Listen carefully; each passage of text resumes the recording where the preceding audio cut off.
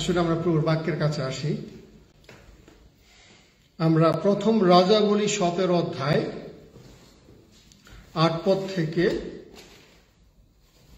16 পদ।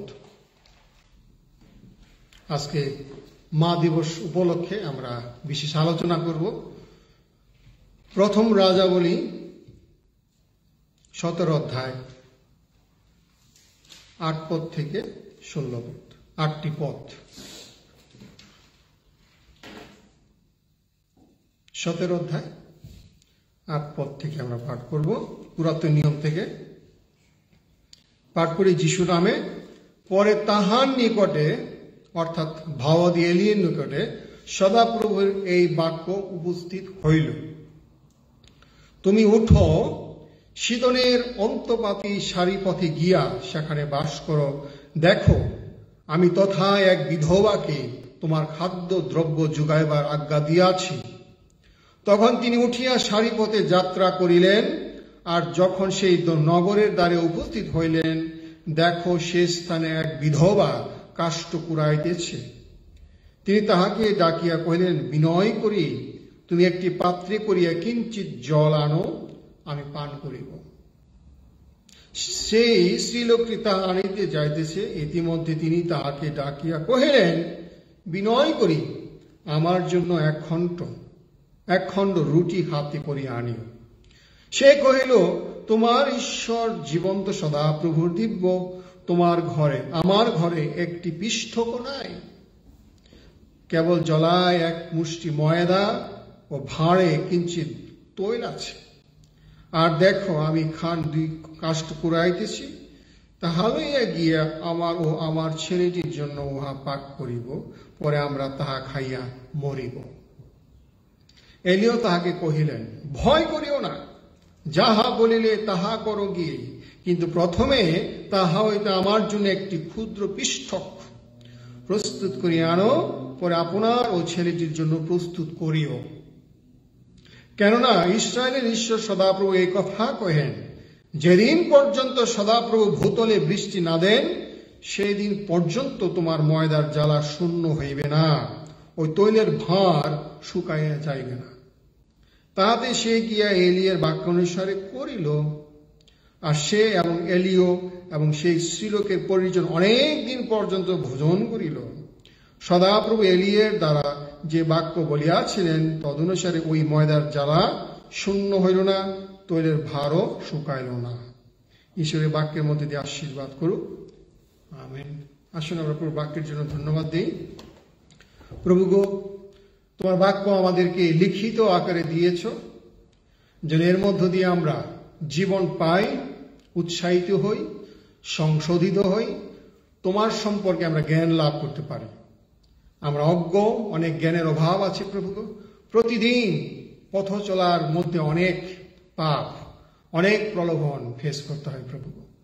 কিন্তু তোমার বাক্য আমাদেরকে সঞ্জীবিত করে, পথ দেখায়, আমাদের নতুন করে বাঁচতে শিক্ষা দান করে।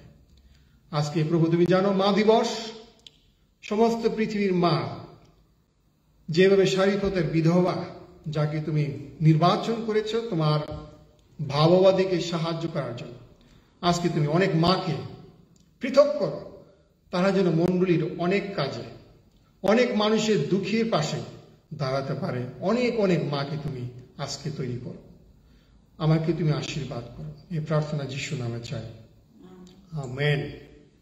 আমরা যদি প্রথমত আমাদের এই রাজনৈতিক পরিস্থিতি দেখতে হবে, পলিটিক্যাল ব্যাকগ্রাউন্ড দেখতে হবে, জিওগ্রাফিক্যাল ব্যাকগ্রাউন্ড, এবং দেখতে হবে থিওলজিক্যাল ব্যাকগ্রাউন্ড।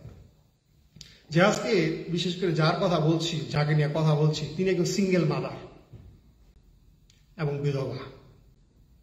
এই দেশে কিন্তু সিঙ্গেল মাদারদের জন্য কি আছে? অনেক অনেক বেশি ফ্যাসিলিটি তাদের জন্য।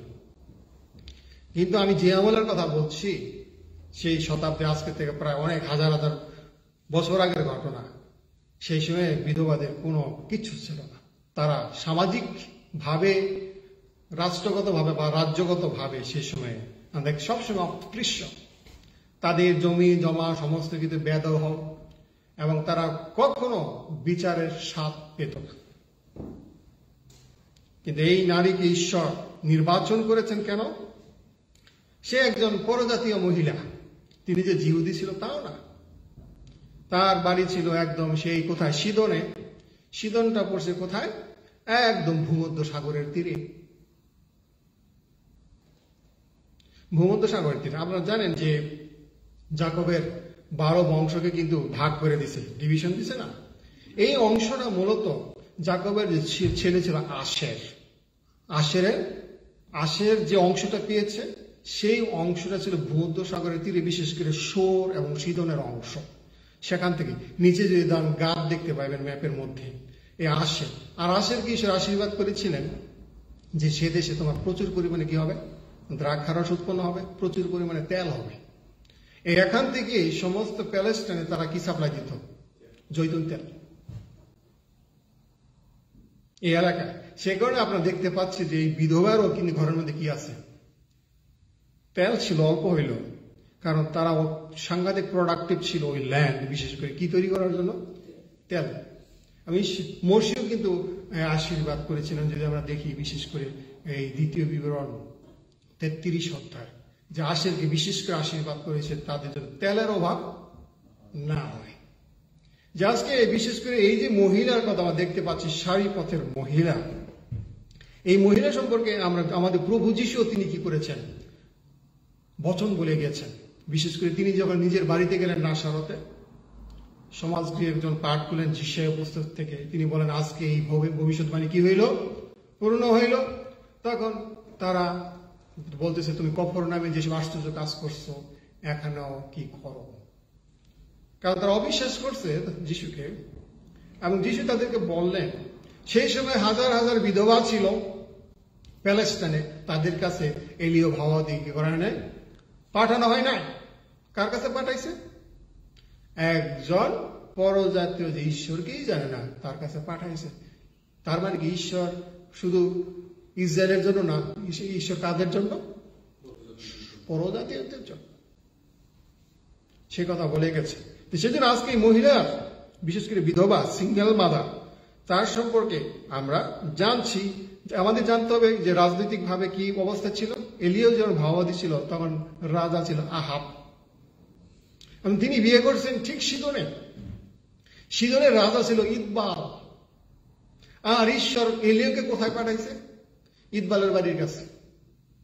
ইসবেলের যে রানী সেই সময় ছিল তার বাড়ির কাছেই পাঠাইছে। আর ইসবেলই ছিল এলিয়ার কি কারি? হত্যা করার জন্য হর্ন নিয়ে ঘুরতেছিল। আর সেখানে কাকে পাঠাইছে? ভাওয়াতি এলিও। প্রথমে বলছে যে 3.5 বছর কি হবে না? বৃষ্টি হবে না। 3.5 বছর। এই জন্য ঈশ্বর বলছে তুমি পরিস্রোতের জ্বরে ধাও। সেখানে ঈশ্বর কি দেন? কাকের মধ্য দিয়ে মাংস, যেটা আমরা এই 17 অধ্যায় 1 পদ থেকে এখানে দেখতে পারবেন। একদম 7 পদ পর্যন্ত লেখা আছে। এরপরে আমরা দেখতে পাই কি, বিশেষ করে মরুভূমি যখন ছিল, বৃষ্টি হয় না, মরুভূমি সব পরিস্রোতের জলও কি হচ্ছে? শুকায় গেছে। এই জন্য তখন ঈশ্বর বললেন তুমি কোথায় যাও এখন? এখন যে অংশ ছিল পরিস্রোতের ধার, সেটা ছিল ভূমধ্য সাগরের পূর্ব তীরে, জর্দন নদীর পূর্ব তীরে। তাকে বলছে তুমি কোথায় যাও এখন? দূরে ভূমধ্য সাগরের তীরে যাও। কাকে বলছে? আমি ওখানে একজন বিধবাকে কি করেছি? নিযুক্ত করেছি যে তোমার সাপ্লাই দিব। এলে হয়তো মনে করছে কি এরকম একজন হয়তো পারে, সে একদম ধনাঢ্য একজন কি হইতে পারে মহিলা, যে এই বাড়িতে আমি থাকবো, খাইবো, আরাম করবো। মহিলার নামও বলে নাই বাইবেল যে উমুক একটা ড্রেস পরে থাকবো, ওর সেরকম কিছু ইন্ডিকেশন আছে এখানে? কিচ্ছু নাই এখানে। বলছে তুমি কোথায় যাও? সিম্পলি সিদনে অন্তবাদী সারিপথে গিয়ে সেখানে বাস কর। দেখো আমি তো এক বিধবাকে তোমার খাদ্য তুমি যোগাড় আজ্ঞা দিয়েছি। ওই মহিলাও জানতো না যে ঈশ্বর তারা কি দিছে, আজ্ঞা দিছে, জানতো না। কিন্তু আগে ঈশ্বর কি করে তাকে নির্বাচন করেছেন, অনুগ্রহ দেখানোর জন্য একজন মহিলাকে তিনি সিলেক্ট করেছেন, যেন ভাওয়া দিয়ে কি করে রক্ষা করতে পারে, সেও বাঁচে, মহিলাও বাঁচে এবং পাড়াপড়শিও তার সাথে বাঁচে। সেই জন্য আমরা দেখতে পাই ভূমধ্য সাগরের তীরে তিনি গেলেন এবং সেই বাড়িতে আশ্রয় নেওয়ার জন্য গেলেন।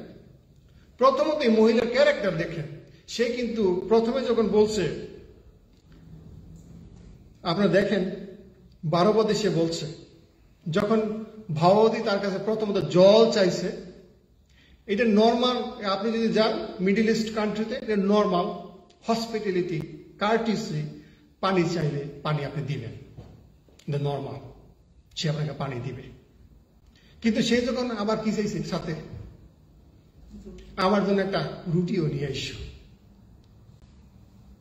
এই মহিলা বলতেছে কি, সত্য কথা বলছে, কিন্তু তার পরিবারের কি অবস্থা। সে কহিল তোমার ঈশ্বর, কার ঈশ্বর বলছে?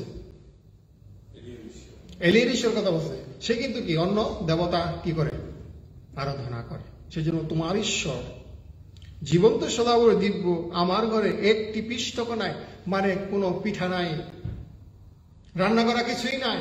সে এরকম গরিব ছিল, দেখেন তার অবস্থা কি, ঘরের মধ্যে কি নাই, লাকড়িও নাই।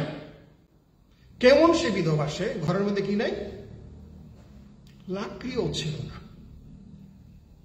কেবল জ্বালায় এক মুষ্টি ময়দা, ভারে কিঞ্চিত তেল আছে ভান্ডার মধ্যে, আর দেখো আমি খান 2 কাষ্ঠ কুড়াইতেছি, তাহা লইয়া গিয়া আমার ও আমার ছেলেটির জন্য উহা পাক করিব, পরে আমরা তাহা খাইয়া মরিব।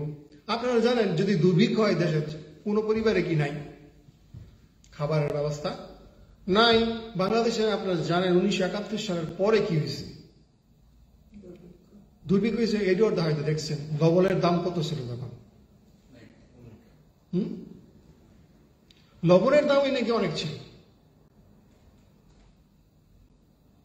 যখন বৃষ্টি কোনো হয় না, কারণ প্যালেস্টাইন কৃষির উপর নির্ভরশীল, বৃষ্টির উপরে,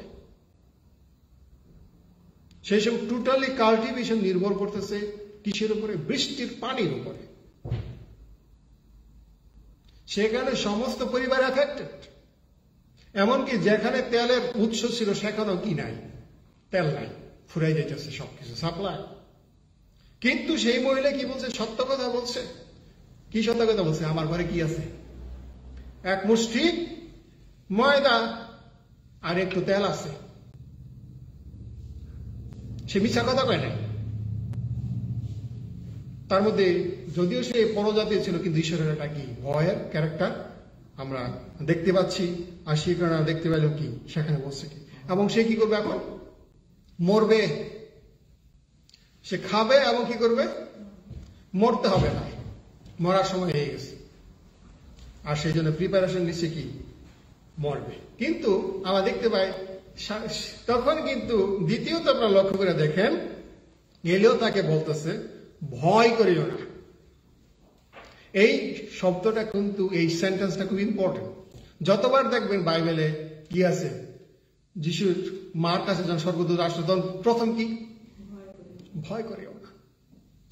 এটি কি ভাগবতের ক্যারেক্টার, যে ঈশ্বরের বাণী সবসময় মানুষকে কি বলে, তার সন্তানদেরকে কি করো না, ভয় করো না। কে বলতে পারে এরকম কথা, ভয় করিও না? একমাত্র ঈশ্বরই কি করে বলতে, সেই বাণী নিয়ে আসছে, তার অভিজ্ঞতা আছে। পরিশ্রুতের ধারে অভিজ্ঞতা হয়েছে না তার, কি খাইছে সে, পাখি দ্বারা মাংস খাইছে, পাখির মধ্যে দিয়ে খাবার পাঠানো হয়েছে, সে খাবার খাইছে, সে জানি ঈশ্বর কেমন। সেই জন্য তারা বলছে ভয় করি না, আমার ঈশ্বর তোমার কি করতে পারে, মহা আশীর্বাদ করতে পারে। সেই জন্য তুমি হও। প্রথমত আমরা দেখিয়েছি কি, সত্যবাদী এই মহিলা ছিল, সিঙ্গেল মাদার, উইডো। দ্বিতীয়ত তিনি কি ছিল, বাধ্য। জন বলছে কি, এলিও তাহাকে কহিলেন 13 পদে, ভয় করি না, যাহা বলিলে তাহা করো গিয়া, কিন্তু প্রথমে তাহা হইতে আমার জন্য একটি ক্ষুদ্র পিষ্ট প্রস্তুত করিয়া আনো, ওরা আপনার ছেলেটির জন্য প্রস্তুত করিও। এলিও এখানে কি বলতেছে, যে অংশটা তুমি খাইয়া বাঁচতা, সে অংশটা আমার কি করো, দিয়ে দাও। বলছে এখানে একটা পিঠা সে বানাবে, দুজনে খাইয়ে মারা যাবে। ওই বলছে ওই পিঠাটা আবার কি করো, দাও। না আমাদের ঘরে তখন সামান্য কিছু থাকে, আমরা চিন্তা করি আমি কিভাবে বাঁচবো। ছোটবেলায় আমাদের গ্রামে, আমাদের বাড়ির কথা বলছি, আমাদের যথেষ্ট ধান ক্ষেত ছিল না যে সারা বছর কি করব, ধানের ছিল না, ব্যবস্থা ছিল না, গোলায় ধান ছিল না, সেই জন্য চাল কিনতে হইতো। আমার মা কি করতো, পলায় পলায়, এই যে অনেক গরিব আছে না, এদেরকে কি করতো, চাল দিয়ে দিত। আমি মার সাথে রাখ, তা আমরা কি খাবো, এই কয়টা এক ড্রামের মধ্যে চাল রাখছে, এই চাল যদি মা দিয়ে দেয়, মার সাথে আমি রাগ করতেছি, ছোটবেলায় আর কি। তুমি যদি এই চালগুলা দিয়ে দাও, আমরা কি খাবো, মার সাথে খুব ঝগড়া। আমি চিন্তা করছিলাম কিসের জন্য, নিজেদের জন্য চিন্তা করতেছে, আমাদের গ্রামে যদি চাল না থাকে আমরা বাঁচবো করে, আর তুমি কি করতেছো, পলায় পলায় কি করতেছ, চাল দিয়ে দিতেছে, কাটটি কাটটি বেঁধে চাল দিয়ে দিতেছে মায়ের শ্বশুরকে। খুবই রাগ মার সাথে। এখানে দেখেন এই মহিলা কিন্তু রাগ, তার মধ্যে কিন্তু দেখেন সে কি আমার মতো ছিল না, সে ছিল বাধ্য। 14 পদে সে প্রমিসের কথা স্মরণ করে দিয়েছে কি, ঈশ্বরের বাক্য, কেননা ইসরায়েলের ঈশ্বর সদাপ্রভু এই কথা কহেন। কে বলতেছে, ঈশ্বর বলতেছে এই কথা এলিয়ের মধ্য দিয়ে। ঈশ্বর যে প্রতিজ্ঞা করছেন পবিত্র বাইবেলের সমস্ত কিছু ঈশ্বর কি করতে পারে, বাস্তবায়ন করতে পারেন এবং করছেন। যেই দিন পর্যন্ত সদাপ্রভু ভূতলে বৃষ্টি না দেন, সেই দিন পর্যন্ত তোমার ময়দার জ্বালা শূন্য হইবে না, তৈলের ভার শুকায়া যাইবে না। 15 পদে দেখেন কি বলছে, তাহাতে সে গিয়ে এলিয়ের বাক্যা অনুসারে করিল। কি ছিল সে, বাধ্য। মহিলা ঈশ্বরের যে বাক্য তার কাছে দেওয়া হয়েছে সে বিশ্বাস করছে এবং কি হয়েছে, বাধ্য হয়েছে। তার যে খেয়ে যেটা সে জীবন শেষ করবে, সে খাবারটা প্রথমে কারে কি দিয়ে দিল, ঈশ্বরের দাসকে দিয়ে দিলেন। এবং সে এবং এলিও এবং স্ত্রীলোকের পরিজন অনেক দিন পর্যন্ত ভোজন করিল। দেখেন সেই মহিলা প্রথমত কি ছিল, বিশ্বাস ছিল ঈশ্বরের যে বাক্য বলছে, দ্বিতীয় সে বাধ্য ছিল। সেই জন্য আমাদের ব্যক্তিগত জীবনে দেখেন এখানে কি শিক্ষা আছে, শিক্ষা রয়েছে কি, মরবেন আজকে, ধরেন আজকে মরবেন আপনি, শেষ ডিউটিটা আপনি কি করেন, বিশ্বস্তভাবে পালন করেন। যদি বলে আমার আজকে তোমাকে কি করতে হবে, মরতে হবে, এই মহিলা কি করছে, তার শেষ দায়িত্ব কি ছিল, হাউস হোল্ড যে ডিউটি, কুকিং করা মার ডিউটি, সেটা সে জানে এটা খেয়ে কি করবে, ছেলে এবং মা কি করবে, মারা যাবে, এবং সেটা তাই করছে। আজকে যদি বলা হয়, আজকে রবার্ট দা বলেন, অ্যালান দা বলেন, এডওয়ার্ড দা বলেন, বলা হয় যে তুমি আজকে মরবে, কিন্তু শেষ দায়িত্বটা আপনার কি, পালন করে যান। এই মহিলার দায়িত্ব কি ছিল, তার সন্তানের জন্য কুকিং করা, শেষ মিল তৈরি করা, করছে। আমাদেরও দায়িত্ব কি, আপনার শেষ মিলটা কি করেন, প্রস্তুত করেন সন্তানের জন্য, আপনার জন্য। এইটাই আমাদের শিক্ষা দেয় ঘটনা। ইভেন আমি যদি জানি আজকে মারা যাব, এবং যদি নাও জানি আজকের যে কি ডিউটি আপনার, আজকে কি ডিউটি আছে রবার্ট দার, আজকে সেটা কি করেন, সম্পন্ন করেন। আমার আমর দেউলের কি ডিউটি আজকে আছে, সেটা কি করতে হবে, সম্পন্ন করতে হবে। সেটা যদি হাউস হোল্ড ডিউটি হয়, সেটা যদি জব হয়, সেটা যদি আমার স্কুল ওয়ার্ক হয়, আমাদের যে মন্দিরে যেতে হয়, কাউকে সাহায্য করতে হয়, সেটা আমরা শেষবারের মতো কি করি, করে যাই আর মরে যাই, করে যাই আর মরে যাই। শেষ ডিউটি কি করতে হবে, শেষ করে যেতে হবে। যেমন অনেক আছে পৃথিবীতে, যিশু জানেছে কি করবে, ক্রুশে মারা যাবে না, মারা যাচ্ছে না, এবং ক্রুশে থেকে তার মার ডিউটি সে পালন করতেছে। সে বলছে কি, যোহনকে বলছে, ওই দেখো তোর মা। এবং আমরা জানি ইতিহাস থেকে যিশুর শিষ্য যোহন তার মাকে সারা জীবন কি করছে, মৃত্যু পর্যন্ত দায়িত্ব পালন করে গেছে এই বিষয়ে। আপনারা যদি তুরস্কে যান আজকে এই বিষয়ে, তারা সেই ঘর পাইবেন, অনেক সেই ঘর দেখতে যায় যেখানে যোহন তার মাকে রেখেছিল।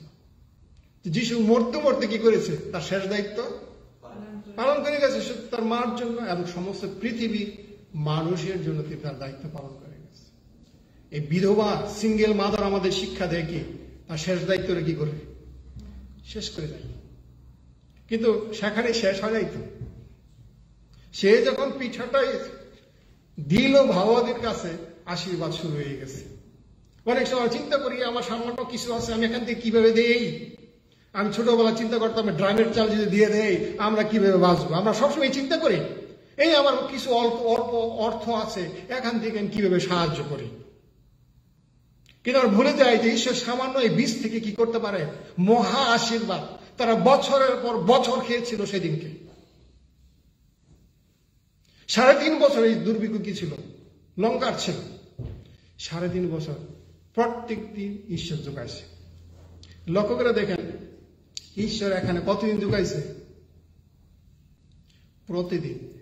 এখানে ইলিশাই ভাগবতের মতো বলে নাই তুমি সমস্ত আশেপাশে যত ড্রাম আছে তুমি কি করো, নিয়ে আসো, তেল পূর্ণ করো, এই কথা বলে না। এখানে কি ঈশ্বর তাদের কয়দিন খাওয়াইছে, প্রত্যেক দিন কি খাওয়াইছে, রুটি আর তেল, রুটি আর তেল। আমি জানি না তারা কি করে খাইছে, কিন্তু তাদের মধ্যে কোনো কি ছিল না, কমপ্লেন ছিল না। কি ছিল না, ছিল কোনো কমপ্লেন। এই অনেক সময় আমরা এই মা কি যে ইসরায়েল জাতির জন্য মান্না প্রতিদিন খাইতে খাইতে কি হয়ে গেছিল, অতিষ্ঠ হয়ে গেছে। তারা বলতেছে মসির কাছে আমরা মিশরে কি খাইতাম, চিকেন খাইতাম, চিকেন ফ্রাই, চিকেন ফ্রাই খাইতাম। আমরা কি খাইতাম, এই যে এখন সুন্দর সুন্দর কি পাওয়া যায় এই হাট বাজার রেস্টুরেন্টে কি পাওয়া যায়, জিলাপি খাইতাম। কি খাইতাম আমরা, হালিম খাইতাম। আজকে যদি প্রশ্ন করতো আজকে তারা, আজকে আমরা বলতে কি ওই অমুক জায়গায় এটা খাইতাম ওইটা। এখন বাংলাদেশের থেকে আমরা যখন এখানে আসছি, এই দেশের অনেক খাবার আমাদের কি লাগে না, ভাল লাগে। এদেশের মাছ ভাল লাগে না, এদেশের অনেক কিছু ভাল লাগে না, তাই না? এরকমই কমপ্লেন তারা করতো যে আমরা যখন থাকতাম কত মজার মজার খাবার খাইতাম। কিন্তু দেখেন এই বিধবা ভাওবাদী কোনো কমপ্লেন নাই। প্রতিদিন কি খাইতেছে, রুটি আর তেল। হয়তো রুটি আর তেল দিয়ে কি বানানো সম্ভব, সর্বোচ্চ কি বানাইতে পারবেন, পরোটা বানাইতে পারবেন। হ্যাঁ, তেল দিয়ে ভাজা পরোটা, ভাজা, এই খাইতেছে। তা এই খাইছে, দিনের পর দিন খেয়ে গেছে। বাইবেল আমাদেরকে বলে তিমোথী পুস্তকে আমরা গ্রাসাচ্ছদন পাইলে কি থাকবো, খুশি থাকবো। গ্রাস খাওয়া এবং ড্রেস, এই দুইটা পেলে খুশি থাকার কথা বলছে। কিন্তু বর্তমানে আমাদের অনেক কিছু লাগে, বাড়ি লাগে, গাড়ি লাগে, তাই না? এগুলো অনেক কিছু এখন বর্তমানে আছে। কিন্তু সাধু বলে এটাই বুঝাইতে চাইছে আমাদের যা আছে এই শিক্ষা আমাদের দেয়। এই বিশেষ করে বিধবা মহিলা কোনো কমপ্লেন করে নাই। যেখানে সে মরে যাওয়ার কথা ছিল, আজকে তার ঘরে প্রতিদিন কি ঈশ্বর কি দিতেছে, সাপ্লাই দিচ্ছে প্রত্যেক দিন। আমি এই জন্য যিশু বলছে কি, দিনের কষ্ট দিনের জন্যই যথেষ্ট, এনাফ। আমার অনেক সময় আমরা চিন্তা করি আমার ফিউচার, কাল কি কি হবে, ওই পরশুদিন কি হবে, আমার ছেলের কি হবে, আমার মেয়ের কি হবে, তারা কি করবে ইন ফিউচার। অনেক সময় চিন্তা করে আজকে আমরা কি হয়ে যেতেছি, পাগল হয়ে যাচ্ছি, দুশ্চিন্তাগ্রস্ত প্রত্যেক দিন। কিন্তু এখানে বিধবা মহিলা, সে সিঙ্গেল মাদার, তিনি শিক্ষা দিচ্ছেন কোনো কমপ্লেন নাই। এটি হচ্ছে জাগতিক ভাবে। অনেক সময় আধ্যাত্মিক ভাবেও চিন্তা করতে হবে। আধ্যাত্মিক ভাবে কি, আমরা যে বিশেষ করে প্রত্যেক দিন আমরা রিনিউ হচ্ছি। কি হচ্ছে, প্রত্যেক দিন রিনিউ হচ্ছে। বিশেষ করে আমি একটা পদ পাঠ করতে চাচ্ছি, আর সেটা যে প্রতিদিন রিনিউ। 2 কোরিন্থীয় 4:16 পদ। আজকে আমি যে চিন্তা করি যে আমি বিলি গ্রাহামের মতো হয়ে যাব, আজকে কি হয়ে যাব, পালকরা যদি আজকে চিন্তা করে কি হয়ে যাবে, আজকেই একদিনে কি হয়ে যাবে, বিলি গ্রাহাম হয়ে যাবে, একদিনই সাধু পিতর হয়ে যাবে, একদিনই সাধু জোহন হয়ে যাবে, তাইলে হবে নাকি? সেই জন্য 2 কোরিন্থীয় 4:16 পদ একজনে পাঠ করি। 2 কোরিন্থীয় 4:16 পদ। উপরে লেখা আছে, পরকালের অপেক্ষায় তাহাদের প্রত্যাশা। এই জন্য আমরা নিরুৎসাহ হই না, কিন্তু আমাদের বাহ্যিক মনুষ্য যদ্যপি ক্ষীণ হইতেছে, তথাপি আন্তরিক মনুষ্য দিন দিন নূতনীকৃত হইতেছে। বাইরের মানুষ আমাদের চুল পরে যেতেছে, আমারও বুঝছেন, চুল পরে একদম সার হচ্ছে, আমার পাইকেও দিতেছে এবং আমার ধরে রাখতে পারতেছে, চামড়া অবস্থা দিতেছে। এখন আমি চোখেও ভালো মতো দেখি না, চেহারা আগের মতন কি নাই, কেউ তাকায়ও দেখে না, এরকম চেহারা হইতেছে। আস্তে আস্তে আস্তে আস্তে ভূতের মতো হয়ে যাব, কিন্তু হয়ে যাক, কিন্তু আন্তরিক মনুষ্য কি হবে? দিন দিন নূতনীকৃত হইতেছে। হ্যাঁ, প্রত্যেক দিন আমরা নতুন কি হচ্ছে? চেঞ্জ।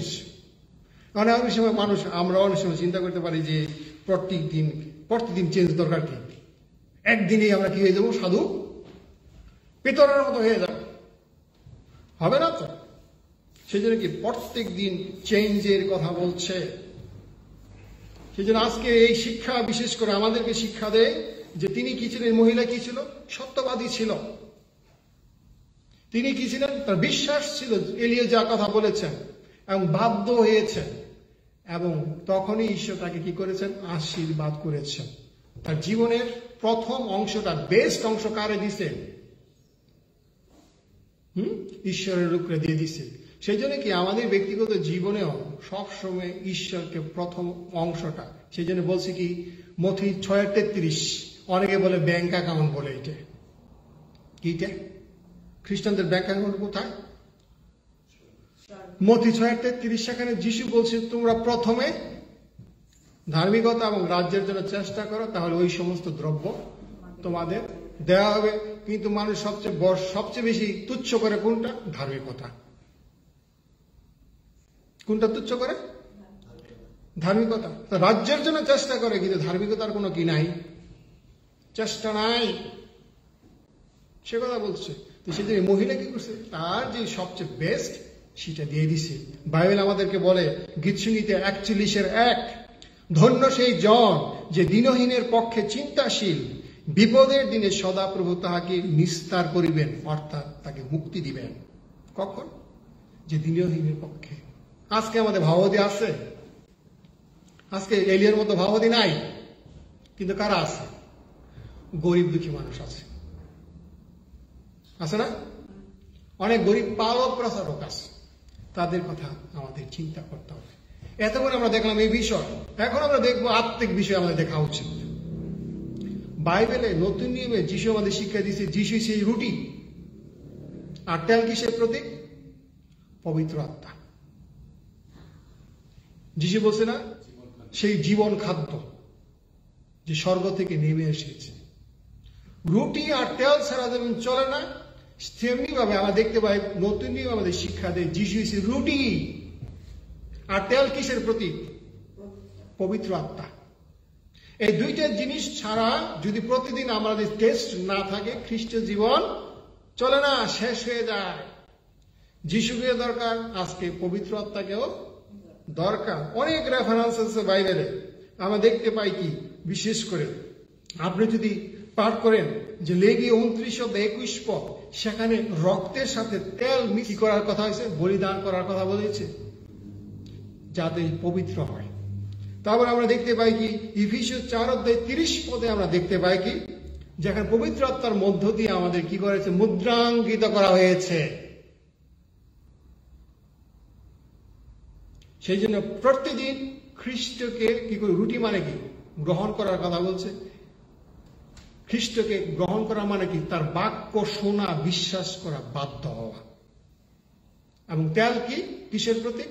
পবিত্র আত্মা। আপনারা 10 কুমারীর গল্প জানেন যে পাঁচজন কুমারীর কি শেষ হয়ে গেছে? তেল শেষ হয়েছে, পবিত্র আত্মা শেষ, তারা রিফিল করে নাই। প্রতিদিন রিফিল করতে হবে। সেই জন্য ইফিসীয় একইভাবে বলে আমাদেরকে, তোমরা পবিত্রতায় কি হও? পূর্ণ হও। প্রচুর রূপে যেন খ্রিস্ট বাক্য তোমাদের মধ্যে থাকে। সেই জন্য আজকের এই ঘটনা থেকে আমরা দেখতে পাই কি, সেই সিদনের যে অন্তপাতি সারিফতের যে মহিলা, সিঙ্গেল মাদার, তিনি আমাদের শিক্ষা দেয় যে বিশেষ করে এই মহিলার মধ্য দিয়ে ঈশ্বর তাকে নিযুক্ত করেছেন, এবং এই মহিলার কথা আজীবন মনে থাকবে, যেহেতু যিশু কি করেছেন? নিজে ব্যক্তিগতভাবে কথা বলেছেন।